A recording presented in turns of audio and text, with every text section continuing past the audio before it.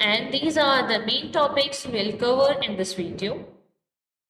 If I talk about group dynamics, group dynamics refers to the interaction and relationship between individuals within a group.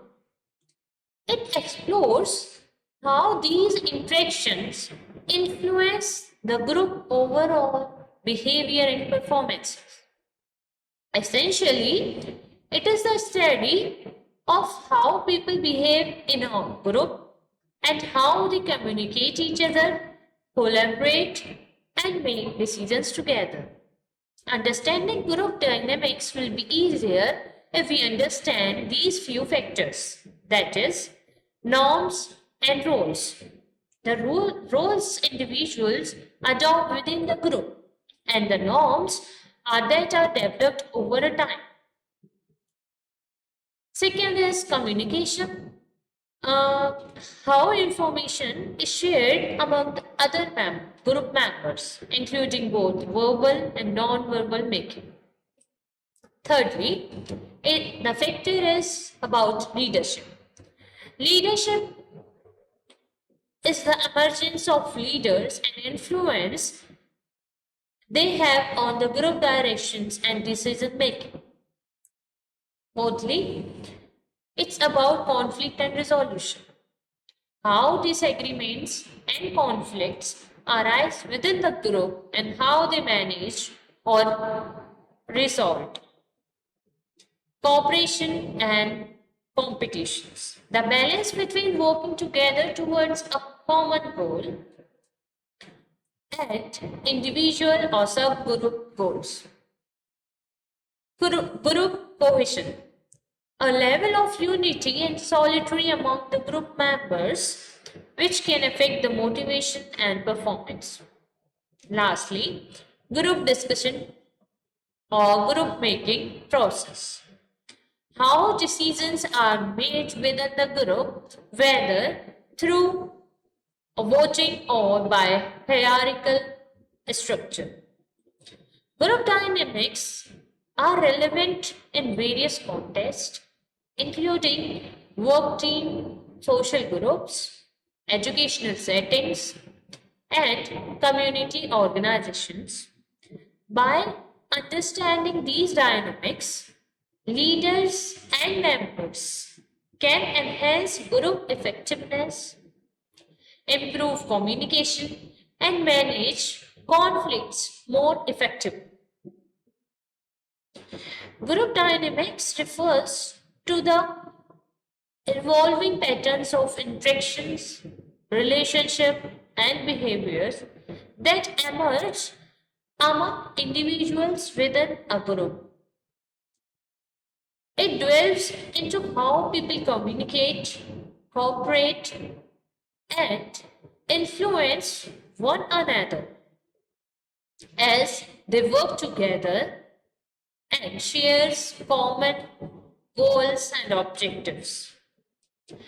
These dynamics encompasses the role of individuals, assume whether formal or informal, the norms that govern acceptable behavior, and the leadership that emerge to guide a group.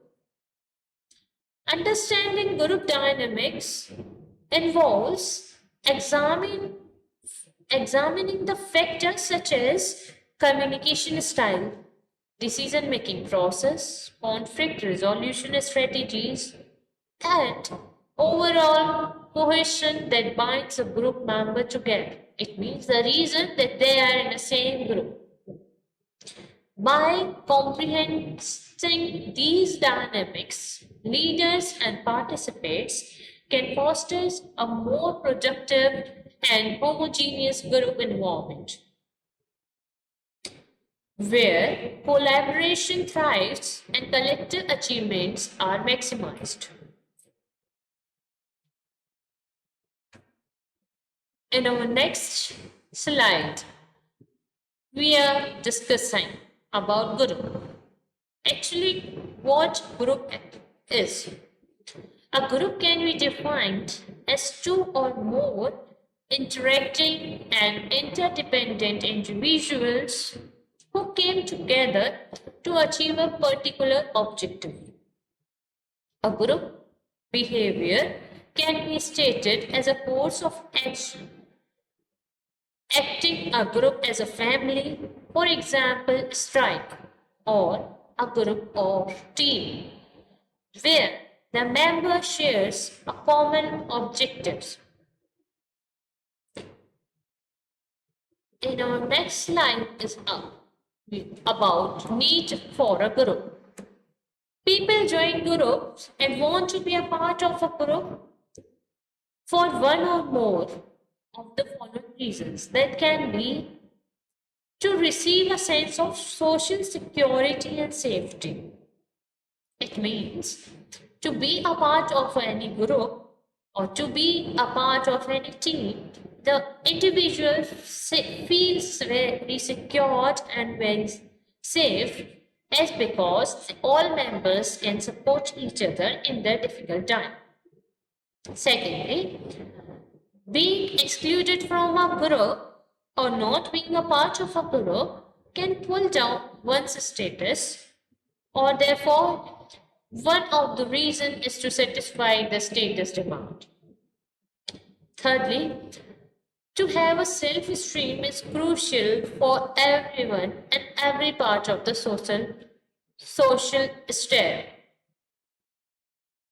And also the affiliation to the idea of having a system to provide you with a moral support and helps you to achieve your goals. Fifth is about being a part of a group often gives you a stable sense of power. And last but not the least, a group can help in the process of successful group achievements. Now, we'll discuss some importance of group. Observational learning is also known as social learning or modeling, in a fundamental concept of organization behavior. It is a process of acquiring new knowledge, skills, or behavior by observing others. In context to organizational behavior, observing learning plays a crucial role in shaping employees' behavior in organizational culture and overall effectiveness. While being in a group, it is being understood that person is learning through observational skills. First is about role modeling. Employees often learn by observing their superiors, peers, or even subordinates. When they see someone successful performing a task, handling a situation, exhibiting desirable behavior, they are like to emulate those behavior themselves. For example, a new member or new employee might observe how seasoned employees interact with the customers and adopt their similar communication techniques. Secondly, is socialization. It is an integral part of socialization, the process within the organization.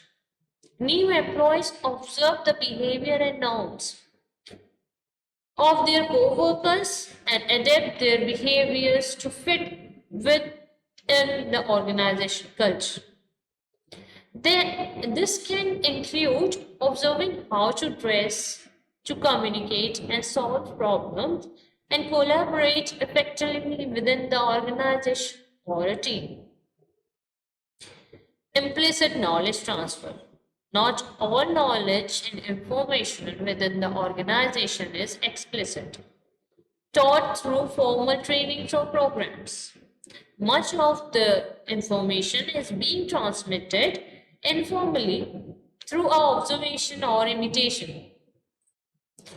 Employees can pick up the technical knowledge about how things are done in the organization, unwritten rules, and information networks by observing others in action.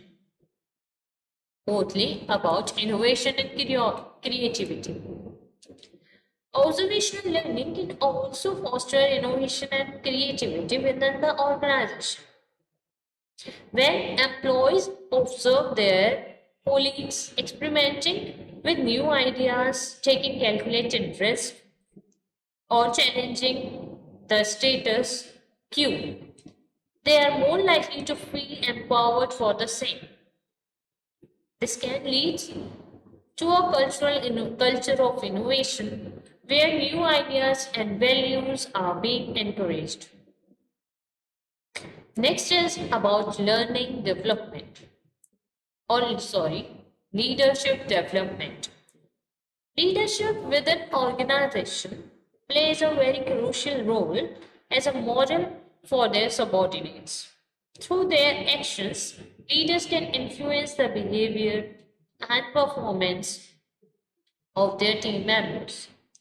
By demonstrating qualities such as integrity, empathy, leaders can inspire their followers or their team members to develop similar traits. Next is about corrective learning. In group, observational learning is it's always about emulating the positive behavior. Employees also learn from observing mistakes and failures. When they witness the consequences of poor decision making or ineffective behavior, they can learn what not to do in similar situations. Thus, facilitate corrective learning. And a last point, that is cross-functioning learning. In groups, observational learning isn't limited to within departments or teams. Employees can also learn from observing individuals in different roles or function within the organization. The cross-functional learning can help employees gain a broader perspective, understand the interdependency between different parts of the organization, and collaborate more effectively across times. In the next slide, we'll discuss the types of groups. There are two types of groups and individual forms. There are formal and informal groups. Formal groups are the type of work groups created by the organization and have designated work assignments and routed tasks. Behavior of such groups is directed towards achieving goals. This group is also further divided into two. Command group. It is a group consisting individuals who reports directly to the manager. And second one is interest group. It is a group formed by the individual working together to achieve a specific objective. Example, a group of workers working on a project and reporting the same manager is considered as a command group, and a group of friends chilling together is considered as interest group, or say a member of a club. Now, the informal groups. These groups are formed with a friendship and common interest. These can be further classified into subgroups, that is, task group. Those working together to finish a job or a task is known as task group. It means unofficially we have just created a group to complete a task, for example, the NGOs. Second is friendship groups.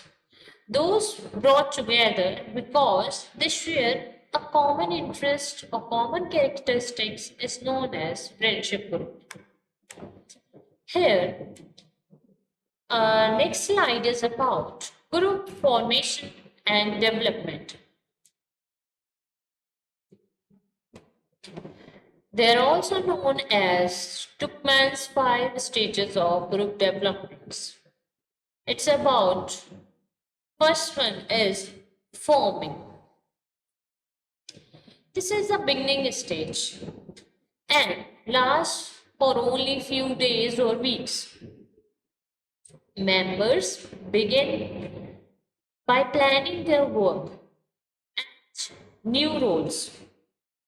Moreover, the emotions here are positive, and the groups should begin by learning about team processes in preparation for the rough time ahead. However, it is crucial for them to learn the aspects of conflict resolution, communication, and group decision making and time management. Second stage is about storming. Their existence is considerable amount of fights and argument at this stage. People begin to feel stress or of frustration, resentment, anger. Moreover, as the problem fosters and job remains under, managers also experience frustration at this stage and are worried about the situation. Thereby, they are tempted to intervene. Members experience a drastic emotion roller coaster from elation to depression. Moreover, the situation seems bleak.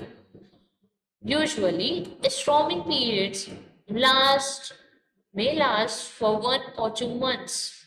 Also, without effective training and support, the team may experience retarded growth. Conflicts are also usually frowned up at this stage. However, they are the definition of normal, neutral, and even necessary events in an organization. It is critical for a group to handle it well because they are great in helping to build skills and confidence for the next stage. Third is about norming. In the norming stage, the group works through individual and social issues. The group establish its own norms of behavior and begin to trust each other. Moreover, as the group develops interpersonal skills, it becomes more skilled. Members begin the art and to know how to solve the problem. They also cross trains and learn new, adapt and adopt new job skills. Usually, this stage lasts for 4 to 12 months. And the next stage is forming. In this stage, the group is ready to be performing its respective tasks in assigned jobs. In this stage, the group has become well acquainted with one another and has clarity with regard to what need to or what has to be done. At the performing stage begins when the group is comfortable to work in and when the job is being completed. Lastly, adjourning. At post the performing stage, the group is adjourned. The adjourning stage ends the process of group formation because the group is adjourned once the task that is assigned to the group is completed. Now, we'll come to the next topic, which is group structure. In organization behavior, the concept of group structure refers to a formal and informal arrangements and relationships among members within a group or team. It encompasses the roles, norms, communication patterns, and leadership are establishing and maintaining within the group. There are key aspects of group structure in organization, which includes roles and responsibilities. Defined roles specific the task, responsibilities, and expectations from each member within the group. A clear definition of roles helps in task allocation and coordination. Also about norms and rules. Norms are informal rules or standards that guides behavior within the group. They dictate the acceptance and unacceptance behavior, communication styles, and interaction among members. Also about communication patterns. Group structure influence how communication flows within the team. This influences who communicates with whom, how frequently, and through which channel. And the other key aspect is about leadership. Leadership within a group structure refers to how authority and decision making powers are distributed among the group members.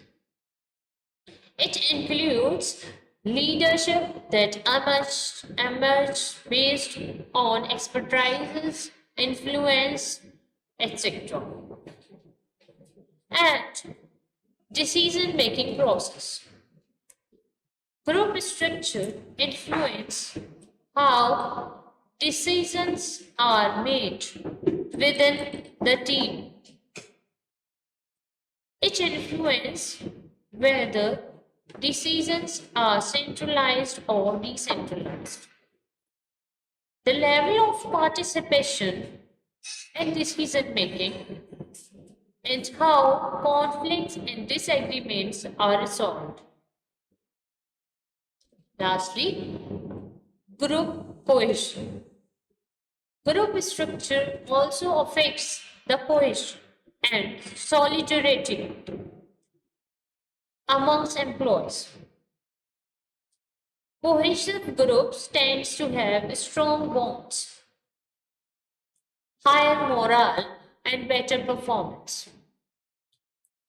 Understanding group structure in organizational behavior is essential for managers and leaders as it helps them to optimize team performance, manage conflicts, foster collaborations, and create positive organization culture. Effective group structure enables team to achieve their goals effectively by leveraging the diverse skill and talents of individual members. Now, we'll discuss about group decision making, also known as collaborative decision making or collective decision making. It is a situation faced when individuals collectively make a choice from the alternatives from them. The decision is then no longer attributable to any single individual who is a member of a group.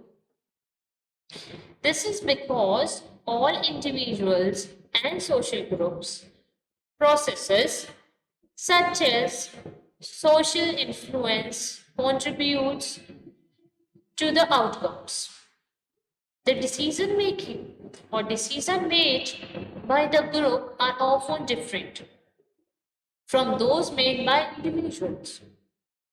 In workplace settings, collaborative decision making is one of the most successful models to generate buy-in from other stakeholders, build consciences, and encourage creativity. According to our idea of synergy, decisions made collectively also tend to be more effective than a decision made by a single individual.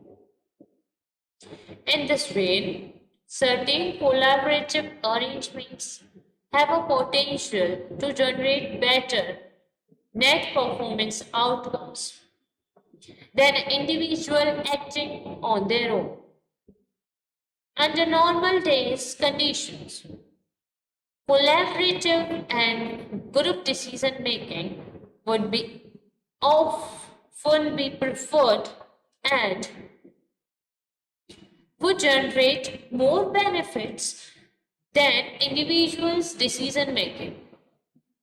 When they are when there is the time of proper deliberation, discussion, and dialogues, this can be achieved through the use of committee, teams, groups, partnerships, and other collaborative social processes. Now, we're going through to study the different decision making methods. First one is consensus decision making. Tries to avoid winners or losers. Consensus requires that a majority approves a given course of action, but that the minority agrees to go along with the course of action. On the other hand, if the minority opposes the course of action, consensus requires that the course of action is being modified to remove objectionable features. Second is voting based methods. Range voting lets each member score one and more of the available options. The option with the highest average is chosen. This method has experimentally been shown to produce the lowest among common voting methods, even when voters are strategic. Majority requires support from more than 50% of the members of group.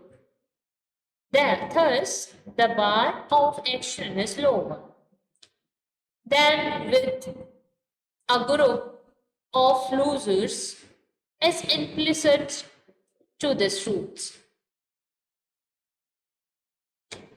Polarity, whereas the largest block of a group decides, even if it falls short of a majority.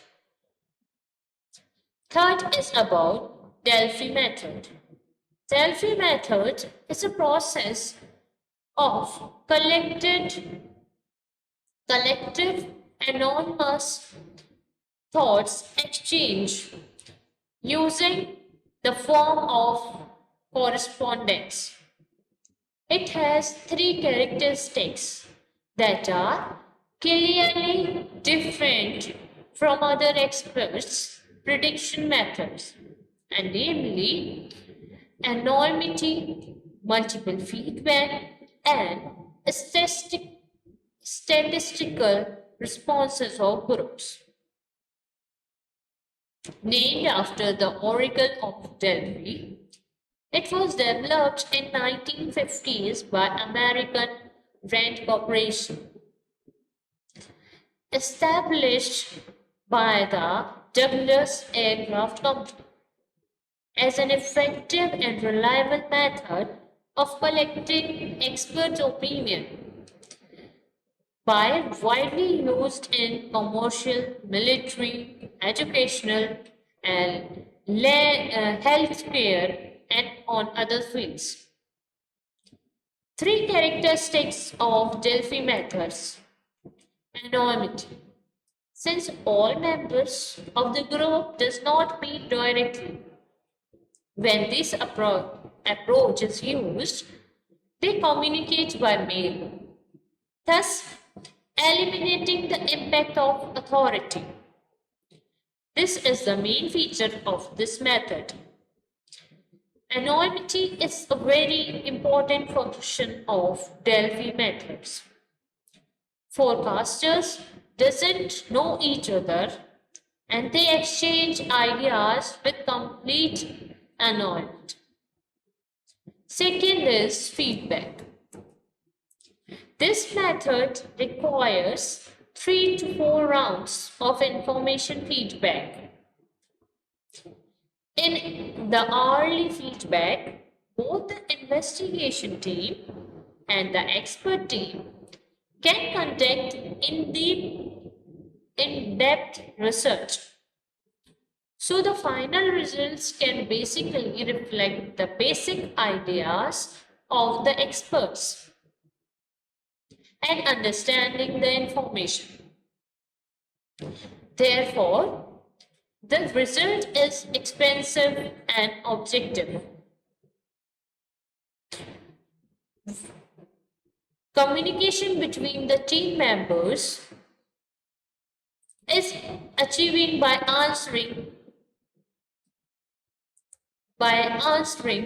the organization questions, usually requiring multiple rounds of feedback to complete the prediction. Statistics.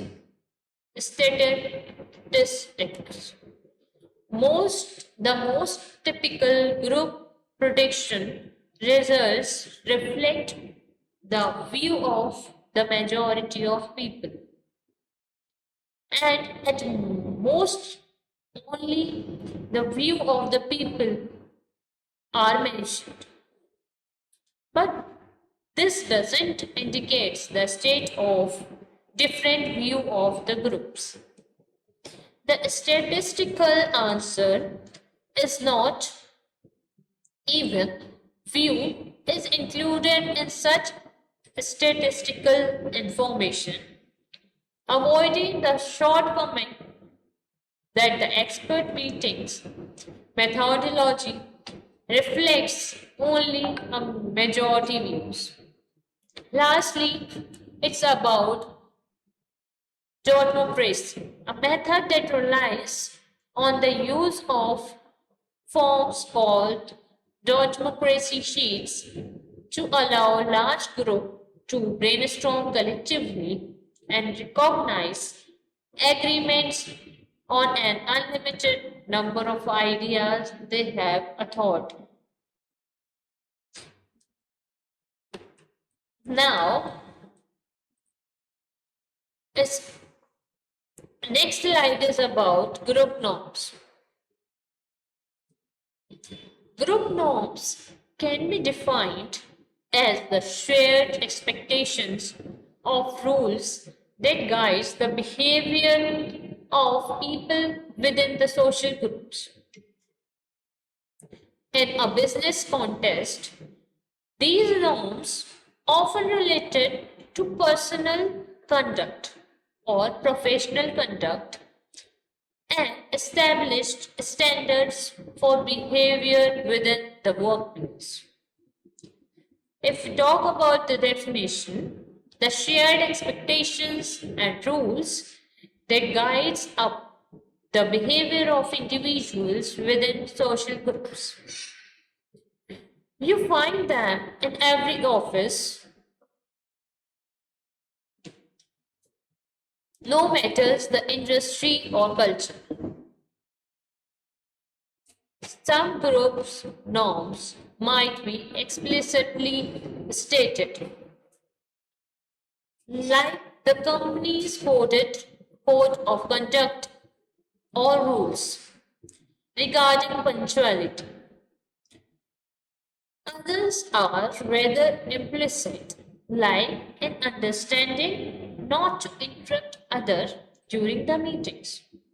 Furthermore, such norms can be positive or negative. Positive norms promote team cohesion, encourages productivity, and contributes significantly to a positive work culture. Negative norms, on the other hand, might reduce group efficiency, hampers creativity, and fosters a toxic work environment. For example, in a project team, a positive norm might be the expectation that everyone contributes equally to the work. A negative norm might be accepting acceptance of passing blames on to others whenever something goes wrong. Group norms can be extraordinarily diverse as they are reflective of individual companies, their cultures, and their employees. Through norms can vary greatly, some common examples reoccur in many business contexts. That is about the dress code, communication, and meeting etiquette. In many organizations, there are specific norms related to what is considered suitable attire for the workplace. These norms can be explicitly stated or in some cases are implicit, determining how casually or formally one should dress. If we talk about communication norms often govern how employees should talk to each other and to their superiors. This can encompass norms about promptness in replying to emails and norms about when it's appropriate to use certain communication channels. Lastly, it's about meeting etiquettes. Norms related to meetings are also fairly common and involve aspects like punctuality, preparation, active participation, and the respect for those who is or at the time others speaking time. It means before a meeting, you should do a well preparation for what the meeting is going to be held. Secondly, it's about punctuality to be at the right time before the meeting starts, and many others norms. There are many types of norms. Norms could shape the way employee approach a project, the way in which they communicate, or even the manner in which they handle the conflict. First one is procedural norm. These norms governs the organization and execution of tasks within the business. They impact how meetings are run, how deadlines are set, or what channels of communication should be used. Second is interactional norms. These norms guides how the team members should interact with each other, and they include aspects like giving constructive feedback, respectful disagreement, and offering support to colleagues, and more. Third is personal norm. These are norms which are related to an individual's responsibilities within the team. They encompass personal ownership over initiatives, punctuality, personal growth, and career development. Fourth is performance norms. Working groups normally gives their members precise idea about how hard they have to work, how to complete the given job, and their degree of output, the exact level of delay that is allowed, etc. These norms control the performance and productivity of each member in the team or a group. Fifth is appearance norms. These incorporate things like suitable dress, loyalty to the work group of the organization, etc. Some organizational includes formal dress codes and some organization includes casuals. Sixth is arrangement norms. These norms emerge from informal work groups and especially control social informal work groups and communication within the groups. Seventh is resource allocation norms. These norms may rise in the group or within the organization that encompasses things like pay, allotment of difficult jobs, and allocation of new tools and equipments. Every group has unique norms involving overtime based on business needs, industry standards, management styles, and internal culture. They are often unspoken, forming organically as a group interests. However, they can also be explicit set, particularly in new teams or when a need to reset the culture arises. Now, we'll discuss about group cohesiveness. Group cohesiveness refers to the degree to which members are attracted to and motivated to stay within a group. It sheds light on the strength of the support among the group members. It operates as a bonding mechanism that promotes unity and collaboration.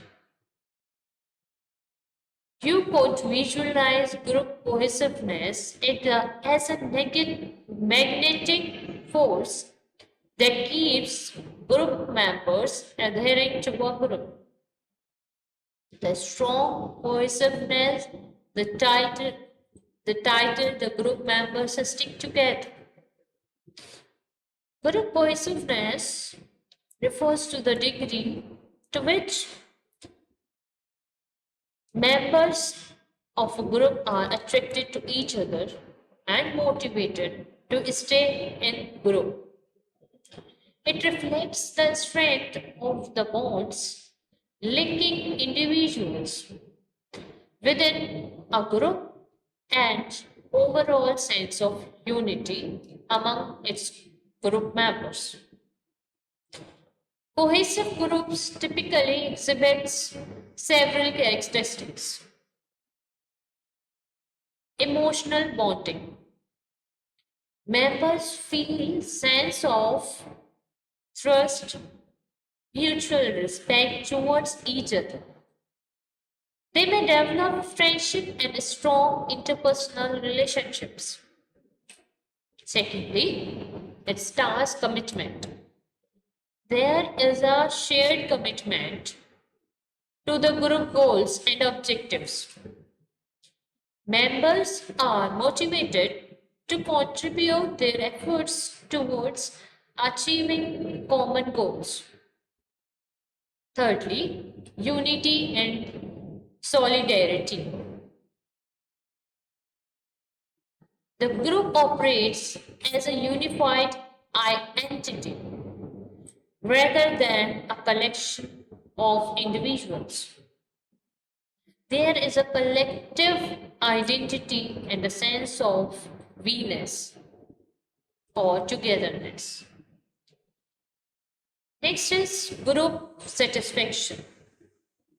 Members derive satisfaction and positive feeling from being a part of a group.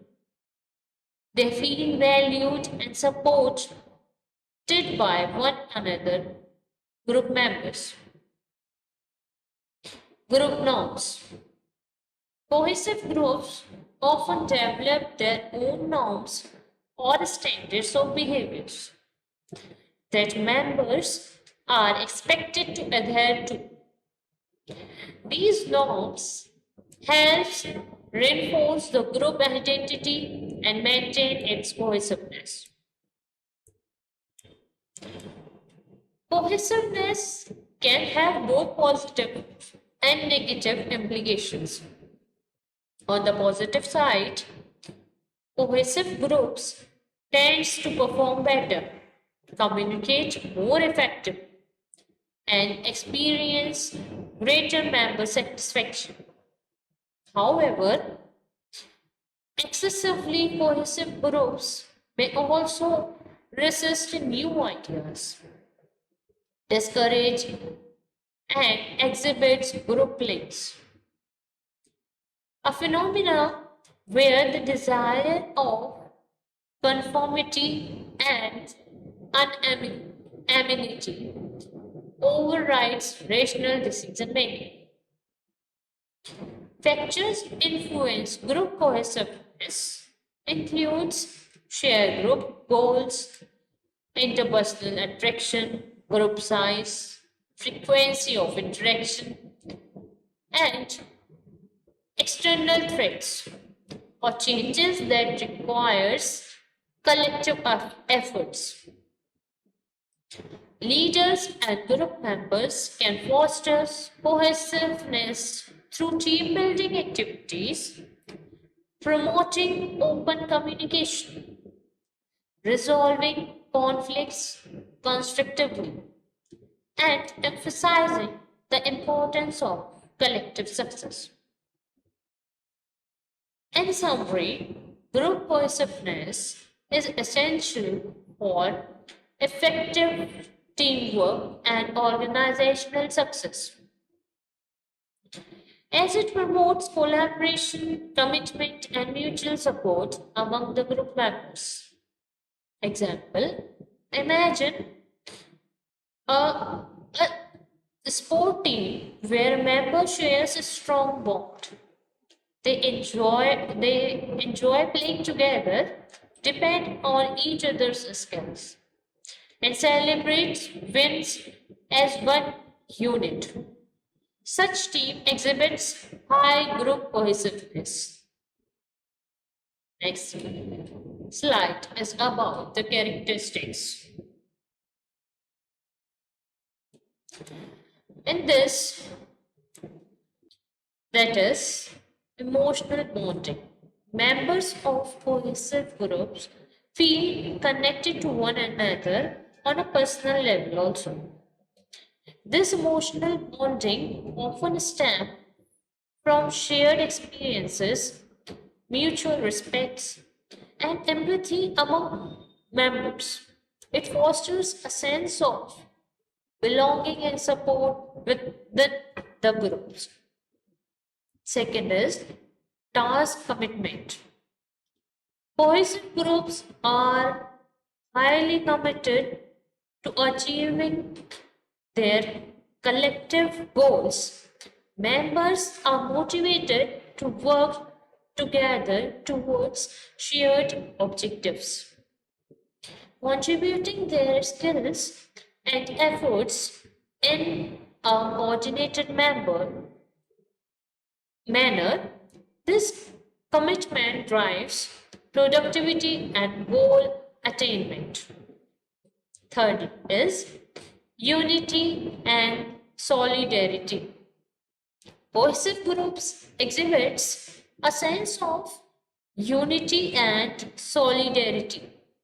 When members collaborate closely and harmoniously, there is a strong sense of oneness within the group, characterized by mutual trust, cooperation, and shared sense of purpose. Fourth is group satisfaction. Members of cohesive groups generally experience high levels of satisfaction from their involvement in the group.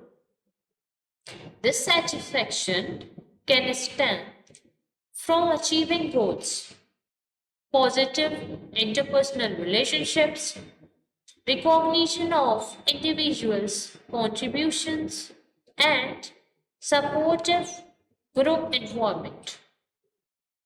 Lastly, is group norms. Cohesive groups establish and adhere to group norms, which are shared expectations and standards of behavior that guide interaction among members. These norms help to maintain order, clarify roles, reinforce group identity. They contribute to cohesive group culture by promoting consistency and mutual understandings. In overall, cohesive groups benefits from strong emotional bonds, commitment to tasks, unity among members, and high satisfaction levels, and established group norms that promotes effective collaboration and mutual support. These characteristics contribute to overall effectiveness and resilience of the group in achieving its objectives. Now we'll discuss some importance of group cohesiveness. That is, enhancement of communicative skills. What happens as the whole team works in unity under the team leader? There is general division in their communication levels, which get enhanced. The interactive session brings a positive change in all the areas of their lives and build self-confidence. Improves coordination. If the aim and liking of group members are alike, then group cohesiveness helps in delivering better results and productivity. It includes better cooperation between members and team members. Third is inspirational source. Different members have distinct ideas which act as motivational force. This also gives them the confidence to put their ideas forward and help in the improvement of overall team efforts. Saves efforts and times. And individuals doing work alone have to put in more time and efforts than allotted to a group. The outcomes is also much more fruitful and in less time. It means the task given to an individual or to a group, it is understood that the task given to the group will be done in a better way, as it would be the efforts of all group members. They collectively work together to achieve their target or to complete their task. Secondly, in the next slide, we'll discuss the factors influencing group cohesiveness. First one is shared goals among group members. Whenever group members share common goals, they are more likely to collaborate and cooperate effectively. This shared focus fosters unity and a sense of collective purpose, which can lead to a better coordination and communication within the group. Second is the similarity in attitudes and beliefs of group members.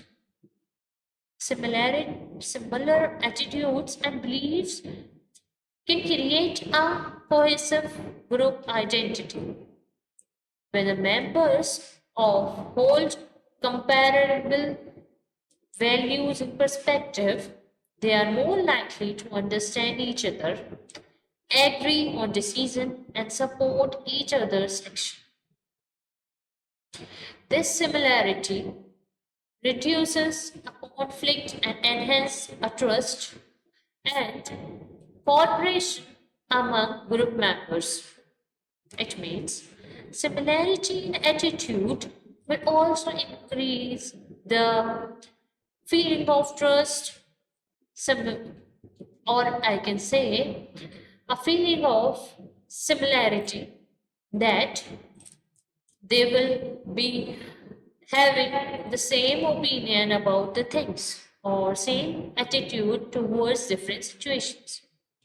And it would be easy for them to make decisions or make a collective decision on behalf of their group. That directly fosters the performance and motivation of that group. Thirdly, it's about frequency of interaction amongst the group. Increased interaction provides more opportunity for communication, collaboration, and relationship building among the group members. Regular contact allows individuals to develop strong bonds, understand each other's strengths and weaknesses and coordinates their efforts more effectively. This can lead to smoother functioning of a group and higher level of mutual support. When a person or individuals in the group interact with each other, know them personally about what each weaknesses and strength is, then will try to be share the support over their weaknesses to cover or to achieve the targets too effectively by taking all the decisions together and by doing all the tasks by uh, by supporting each other. Fourth is level of perceived threats or competition. Perceived threats or competition influence group dynamics by affecting members' motivation and behavior. When there is a high perceived threat or competition, group members may become more cohesive as they unite against external challenges or revival. They can lead to increased cooperation within the group and defend against the threat or outperform competitors. In some way, these factors, such as shared goals, similarity in attitudes, frequency of interaction, and perceived threat or competition, also contributes shaping the dynamics within a group, influencing how members collaborate, communicate, and support each other. Here, I'm summarizing this